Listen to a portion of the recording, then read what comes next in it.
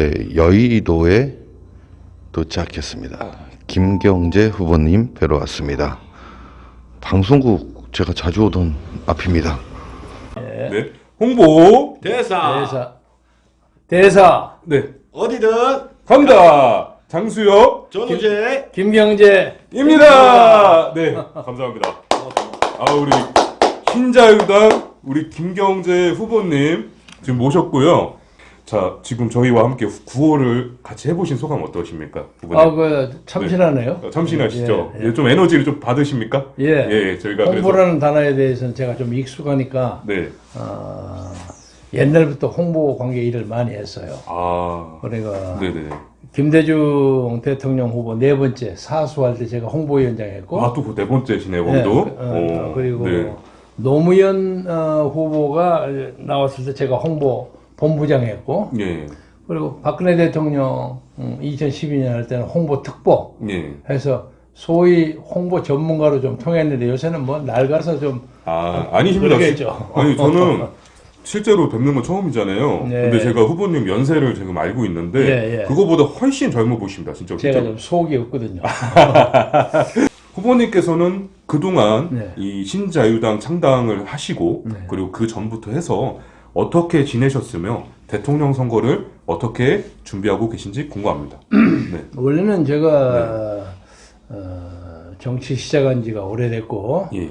그리고 뭐 넉넉하지는 않지만 국회에서 한 8년 지냈고, 예. 그리고 자유총연맹 2년 총재했고, 네.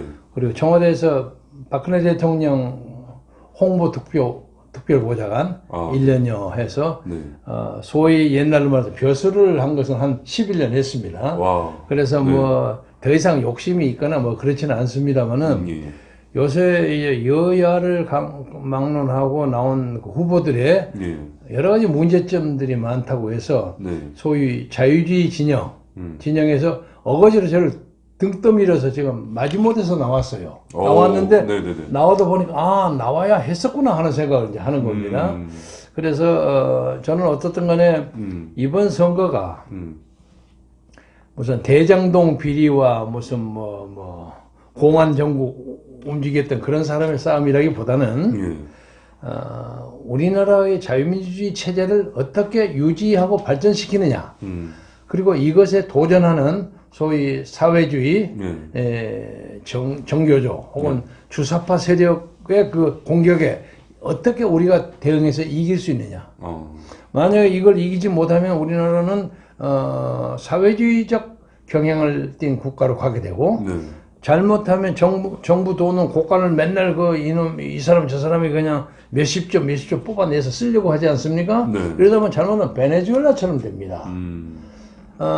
그런 점도 있고, 또 하나는 이 자본주의도 너무 방만해서 소위 천민 자본주의가 됐어요. 여기도 질문에도 잠깐 나온 것처럼 빈익빈 부익바, 그러니까 공평하지 못한 그런 문제가 생겨서 자본주의도 타락하는 그런 기회가 되기 때문에 이번 선거를 통해서 이것을 일신시켜서 새로운 자유민주주의 시장경제 체제를 한국에 세워야 한다는 그런 사명감을 가지고 나왔습니다. 대한민국 국민들이 경제에 대한 관심이 뜨겁습니다. 코로나로 장기화된 경제 침체 문제 때문일 텐데요. 물가 상승 압박으로 한국은행이 기준금리를 올리는 기조가 있는데 부동산 시장에 어떠한 영향을 줄 것으로 예상하는지 궁금하며 어떠한 해법이 있는지 궁금합니다. 코로나도 문제지만은 우선 코로나 이전부터 부동산 문제는 심각하게 등장됐어요. 그래서 문재인 정부가 현재까지 25번째 대책을 마련했는데 전부 그것이 성공하지 못했어요. 성공하지 못했다는 것을 여당 후보 이재명이도 인정했어요. 그러니까 문제는 이 자유시장 경제에서는 시장한테 일단 맡겨야 합니다. 마켓에. 정부가 그걸 지나치게 간섭을 하면 안 되고, 일단 부동산이 오르면 그 오른 데에서 세금을 많이 떼려고 하니까 그 세금이 가서 국가의 세수만 증단시키지 않습니까? 증단시키기 때문에 기본적인 발상 자체가 틀렸다고 생각합니다. 그래서 요새 또 부동산이 조금 내리는 하향 추세가 있다 또 올라가고 그랬죠. 이것을 무조건 아파트를 많이 만드는 것만이 최선의 방법이 아닙니다. 네. 왜냐면 위치가 전부 여기서 살고 싶어 하거든, 사람들이. 그래서 밖에다가 많이 지어봤자 지금 분양 안 된 아파트가 많습니다, 시골에는. 일종의 마찰적 그 공황 상태라고 할까? 예를 들면 일자리가 여기는 많은데 이쪽은 일자리가 없어요. 근데 일자리 없는 사람들은 여기 일자리가 많다는 걸 모르는 거야. 그러니까 정보의 소통이 필요하죠.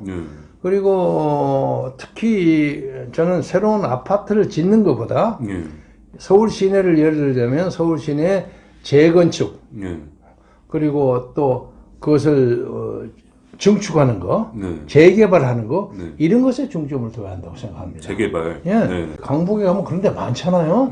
근데 그것을 너무 간섭을 많이 하니까 잘 안 돼요. 그래서 최근에 오세훈 시장하고도 우리가 간접적으로 좀 영향이 있어가지고 오세훈 시장의 주택 정책을 담당하고 있는 사람이 내 고등학교 후배입니다. 그래서 제가 거기에서 일어나는 그런 일련의 정책 이런 걸 좀 비교적 잘 알고 있습니다. 그래서 오세훈식의 서울시 개발은 비교적 안정 기조를 가져갈 것이다 하고 생각하고요. 특히 이제 이 경제 문제에서 주택 문제하고 원전이 또 큰 문제입니다. 원전이 지금 대통령은 원전을 저렇게 때려 잡아가지고도 밖에 나가서 대한민국 원전이 세계 최고라고 주장하는 그 어이없는 좀 그 드라마를 하고 있는데 우리나라의 경제가 이 코로나 때문에 약간 침체되는 건 불가피합니다. 전 세계적인 현상이니까. 그러나 그럼에도 불구하고 부동산 문제, 그리고 중요한 원전 문제, 태양광 문제, 이런 문제에 대해서 이 정부가 일정한 정책의 기조가 없어요. 소주성이라는 거 있죠. 저는 소주성 만든 저 교수 잘합니다. 그거 엉터리예요. 지금 그 사람 어디 가서 대선으로 가고 있죠. 제가 잘 압니다. 그게 말이 안 되는 거예요. 제가 이름이 경제하고 비슷한 경자이지만은 제가 정책을 공부했지만 경제를 공부를 꽤 많이 했습니다. 그러네요. 네, 비슷하네요. 네. 제가 다니던 미국의 학교가 펜실바니아 대학인데 유펜이라고 많이 부르죠. 필라델피아. 거기에 경제학과, 세계적인 경제학과입니다. 거기가 소위 말해서 에코노메트릭스라고 해서 계량 경제학, 경제를 숫자로 표시하는 최초의 대학 그 경제학과예요. 그래서 그 에코노믹 인덱스를 백악관에서 받아서 경제 지표로 삼는 굉장히 권위 있는 학교인데 저도 거기 가서 근처에서 얼쩡거리면서 그걸 많이 봤어요. 경제는 계량화해서 봐야 합니다. 계량해보고 이제 사무엘슨이 있었던 시카고 대학, 그 유펜, 그 스탠퍼드가 미국의 3대 경제학과라고 하는데 미국 사람들이 한국 경제를 보면 우스워요. 저는 아직도 미국 친구들이 덜어 있고 우리 아이들 셋이가 다 미국에서 살고 있기 때문에 자주 코레스폰딩을 자주 교환을 하는데 대한민국의 문제점은 부동산 문제의 실패에서부터 비롯된다는 거예요. 그리고 예를 들면 권력기관이나 중요한 기관의 지방 분산도 중요하고 그리고 이제 젊은이 MZ 세대들이 군복무를 필요하고 나와서 사회에 적응할 때 최소한도 주머니에 돈이 1-2천만 원이 있어가지고 아주 싼 예를 들면 1,000만 원에 월 5-60만 원 내는 조그만 방이라도 얻을 수 있는 그런 기반을 만들어줘야 돼요. 근데 그걸 안 하는 거야.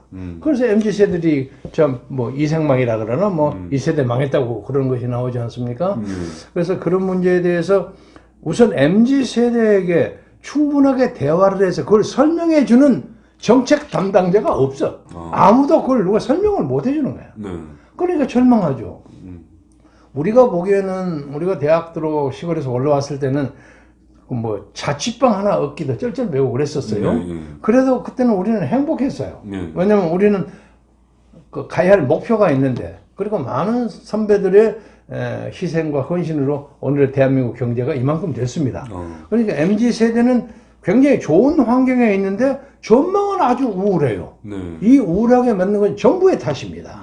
그래서 아까 제가 체제 간의 싸움이라는 것이 이번 대선의 가장 중요한 테마라고 했지만은 그 다음에 확실하게 국민의 피부에 딱 밀착되는 좋은 경제 전문가가 있어야 합니다. 좋은 경제 전문가. 네. 옛날에는 뭐 약간 독재적인 권위주의적 정부를 했다 손 치더라도 예. 그때 당시에 있었던 김재익 뭐 재무장관이라든가 이런 사람들이 굉장히 경제를 잘했어요.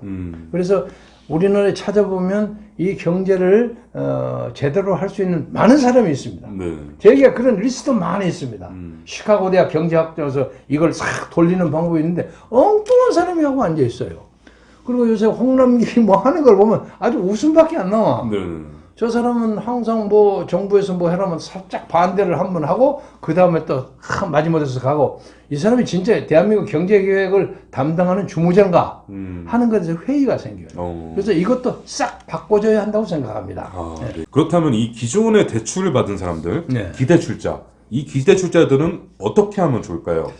그것이 지금 이 경제 네. 현황과 깊은 문제가 있는데 네.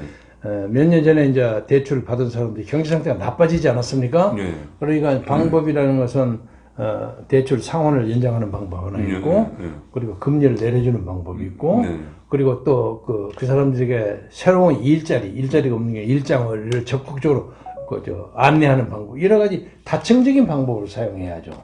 그러니까 옛날에 우리나라에서 무슨 부채를 그냥 일망타진으로 그냥 없애버리는 그런 경우가 있었어요. 근데 그런 생각을 너무 지나치게 하면 경제 질서가 무너집니다. 고집 실컷 부리고 빚을 잔뜩 가지고 있는데 막 아우성 치면 그냥 농어촌 부채 탕감 이러면 경제 질서가 엉망이 돼. 그렇죠. 왜냐하면 빚 있는 사람은 어느 순간에 그냥 탕감을 다 해버리고 열심히 일하는 사람은 또 그런 게 없이 이게 불리하다 이렇게 된단 말이에요. 그러니까 그런 것을 차근차근하게 정리해주는 방법. 이게 세련된 경제 관리자가 나와야 합니다.